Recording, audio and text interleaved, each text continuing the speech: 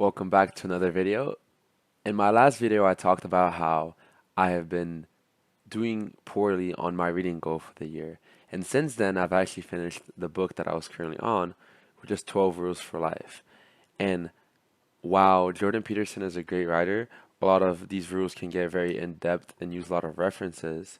So today I just wanted to discuss three rules from this book that made the biggest impact on me and kind of go into it why they stuck with me so much more than everything else.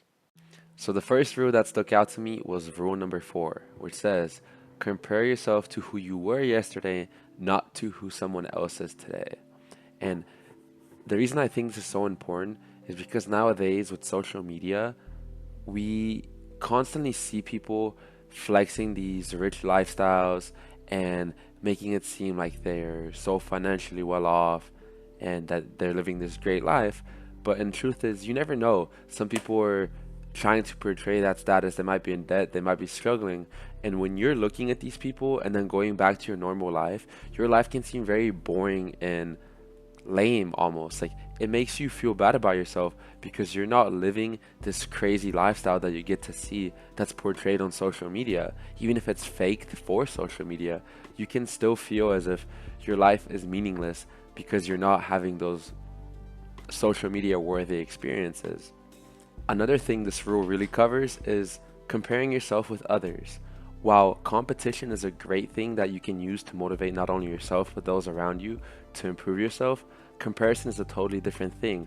When you're looking at yourself and then looking at someone else, it's not good for your mental health at all. And the only person you should really compare yourself to is who you were before. Because even if you compare yourself to Bob down the street, it doesn't matter because 5 years from now, who knows what Bob's going to be doing. But what you're doing with your life is still going to directly be affecting you, right? And you can't change what you've done in the past, or you can't even change that you've compared yourself to others. But what you can do is reflect. How have I progressed on the goals I set a year ago? Am I becoming a better person? Am I becoming who I want to become? What steps have worked in getting me to where I want to be? Or you could even look, who was I yesterday? What can I do better today to get 1% better today than I was yesterday? And these 1%, even if it's a daily 1%, a weekly 1%, or a monthly 1%, they compound over time.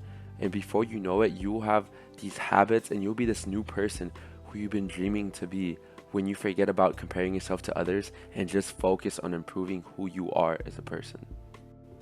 Rule number 7, pursue what is meaningful.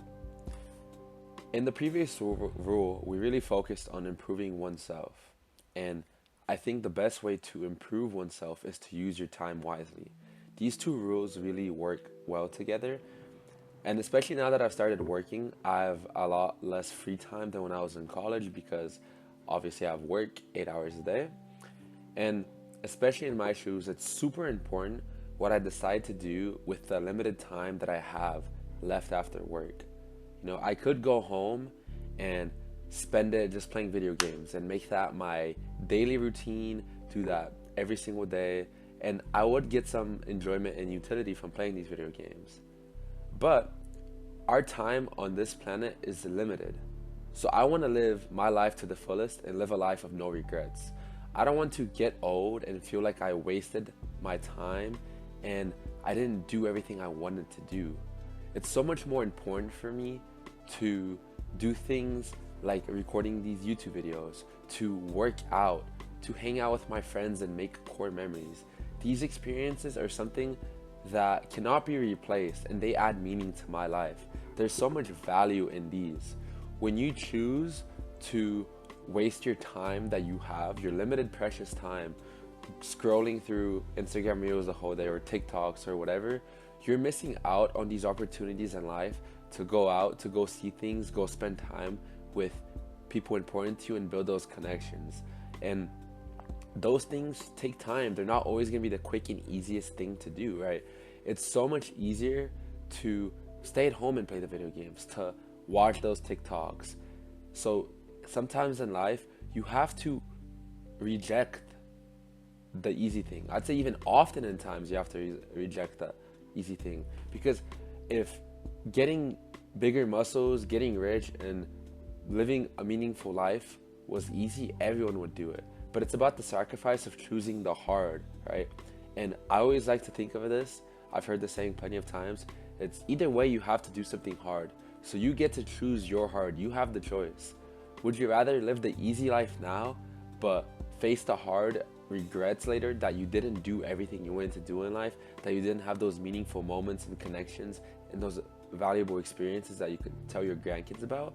Or would you rather choose the hard thing now, which is to not allow yourself to get filled with instant gratification, to go work out, to avoid being on your phone all the time, to get up, go outside and do something with your friends, to invest in yourself in a habit that you think will compound and make you a better person. And then have the easy life where you have all these memories and all these experiences and you can look back on it.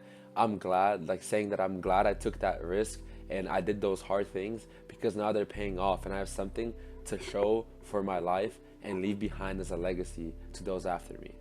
Finally, but not least, rule number 11, don't bother children while they are skateboarding. This rule is really about risk, and the way it was described in the book is that mothers shouldn't overprotect their kids from all the harmful things in the world, you know?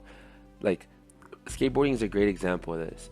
When a kid skateboards and they fall over and over and over again, and let's say they get bruises and scratches, if their mom stops them, then they'll never get to the point where they can cruise on the skateboard or learn the tricks. They'll never get to see the reward for all the hard work they initially put in.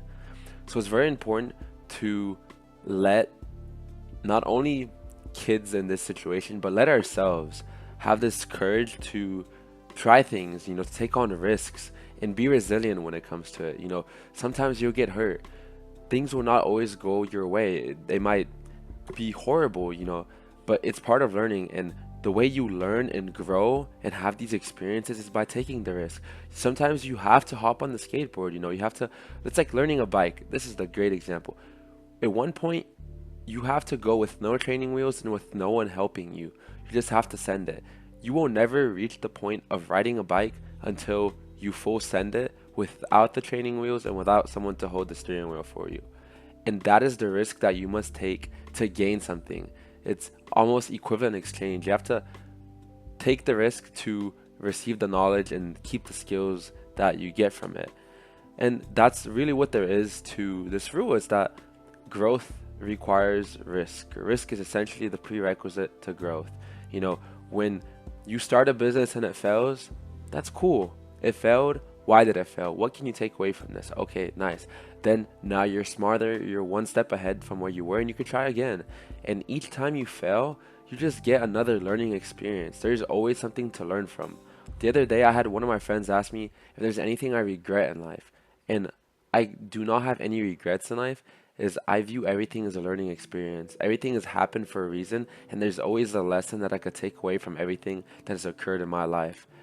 I might not see it right now, but further down the line, I'll start understanding the lessons and I'll start understanding why it happened. Now, as mentioned, these are just 3 rules that made the biggest impact on me from this book. The book is absolutely amazing. It's again 12 Rules for Life by Jordan Peterson, and I recommend everyone checks it out. If you have any questions regarding the book or any book suggestions that you want to leave me or anything else you want me to discuss in a future video, please leave it below down in the comments. Besides that, thank you very much for watching and have a great day. Take care.